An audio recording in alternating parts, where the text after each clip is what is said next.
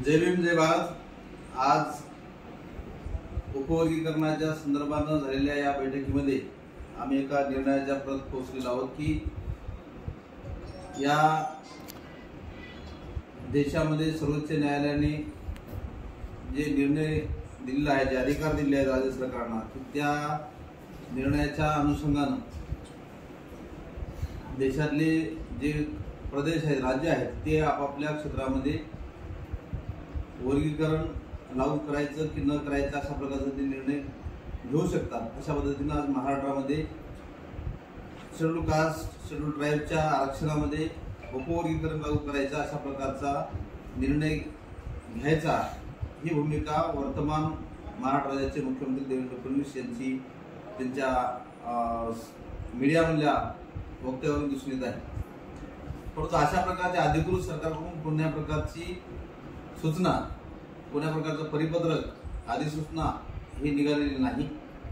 फक्त मीडियामध्ये एक प्रकारचं वादळ निर्माण करून समाजाला भयभीत करण्याचा कार्यक्रम सुरू आहे। या सर्व गोष्टी लक्षात घेता आज महाराष्ट्रामध्ये सोशल मीडियामध्ये खास करून उलटसुलट चर्चा सुरू आहेत, लोक भ्रमित आहेत, समाज भयभीत आहे।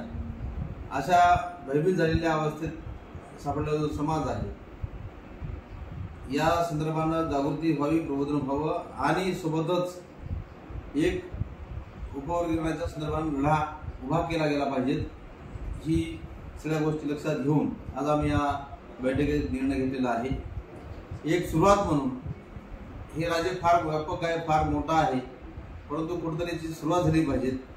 यासाठी परभणीची सोमनाथ सूर्यवंशी म्हणजे परभणीचं संविधान विटंबनाचं प्रकरण घडण्याच्या पूर्वी या जिल्ह्यात आम्ही अशा प्रकारची एक वर्गीकरणावर बैठक घेतली होती, जागृतीचा कार्यक्रम सुरू केला होता।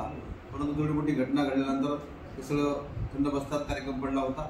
परत आता या उपवर्गीकरणाच्या मुद्द्याला सरकारकडून एक हवा देण्याचं काम सुरू आहे। समाजामध्ये द्वेष कसा पसरवून लोक कसे भयभीत होतील, कसे भ्रमित होतील, दोन समाजामध्ये कसे वाद तयार होतील, अशा पद्धतीनं सरकारकडून प्रयत्न सुरू आहेत असा प्रकारचा आमचा आरोप आहे। म्हणून या सगळ्या गोष्टी लक्षात घेऊन एक काही मुद्द्यावर आम्ही पोहोचलेलो आहोत। जर सरकारला वर्गीकरण लागू करायचं असेल, महाराष्ट्र सरकारला जर वर्गीकरण लागू करायचं असेल, तर महाराष्ट्र सरकारनं पहिल्यांदा जातीने जनगणना केली पाहिजे। कारण सरकारकडे जर वर्गीकरण लागू करायचं असेल तर ते संख्येच्या प्रमाणामध्ये लागू झालं पाहिजे।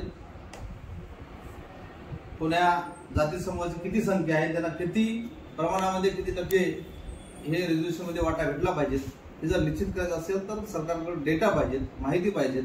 आणि 2011 पासून या राज्यात जनगणना झालेली नाही आणि 1931 पासून जातीनिहाय जनगणना झालेली नाही। इंग्रज सरकारने केलेला जो डेटा आहे 1931 चा जातीनिहाय जनगणनेचा, त्याच्यावर आधारित आज हा देश चालत आहे।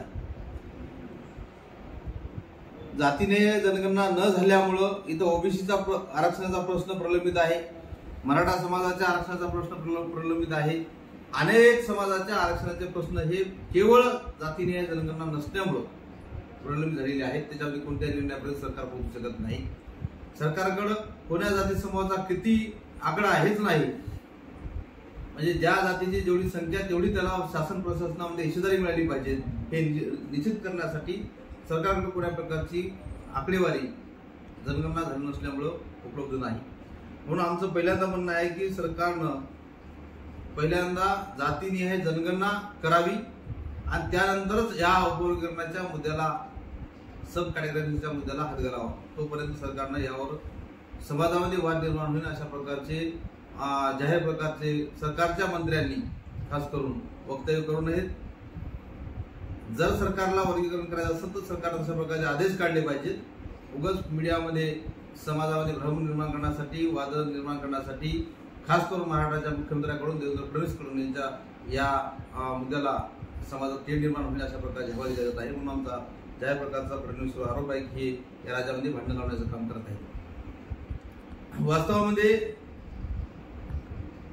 आमचं असं म्हणणं आहे की वर्गीकरण जर तुम्हाला लागू करायचं असेल तर पहिल्यांदा राजकीय आरक्षणामध्ये किंवा राजकारणामध्ये वर्गीकरण लागू झालं पाहिजे। राजकीय आरक्षणामध्ये नंतर लागू झालं पाहिजे, पण त्याच्यापूर्वी राजकारणामध्ये हे उपवर्गीकरण लागू झालं पाहिजे।